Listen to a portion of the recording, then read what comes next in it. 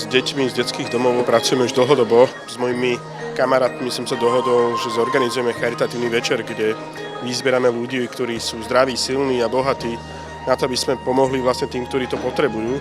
A preto s Igorom Kmeťom sme zorganizovali charitatívny večer, kde sme vyzbierali finančnú sumu, za ktorú sme zakúpili dnes darčeky pre tieto deti, ktoré sa určite potešia. Podľa mňa je to jeden z najkrajších činov, ktorý môže človek urobiť pre tieto deti z domova. Vzhľadom na to, že niektorí nemajú rodičov alebo majú rodičov, ktorí sú závislí na drogách, na alkohole, proste nestarajú sa o tie deti, takže fakt to bol pekné gesto od neho. Tu som dostal robota. To je dobré, že prišiel Polák a rozdal darčeky.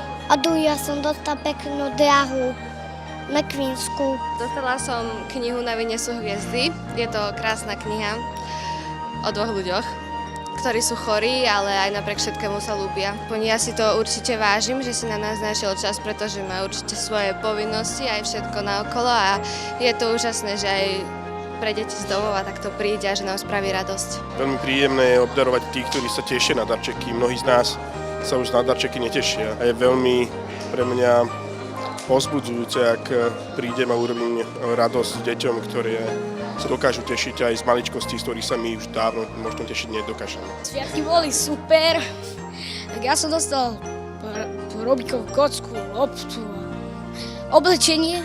No ja som veľmi šťastná, že prišiel Ezrko Peťo, no výborné stretnutie. No ja som sa od predtým som sa tešila, už od pondelku čavale.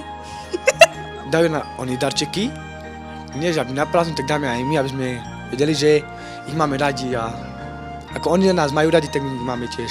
Pripravil som si také biele tričko, tam som dal akože náš vlajku, detský dom Malúcovská Krmica a tam, kto bol v tábore, tak sa všetci podpísali, tak ako darček by sme dali. Ja by som si prijala, aby sme boli všetci zdraví, šťastní, aby sme sa nehádali a aby sme sa mali radi. Prajem vám všetko dobré v novom roku, veľa šťastia a zdravia, Božieho požehnania a verím, že tento rok bude jeden z tých úspešných pre všetkých vás, či už teda tých, ktorí sa deťom venujete, ale aj hlavne vám, deti. Všetko dobré vám prajem.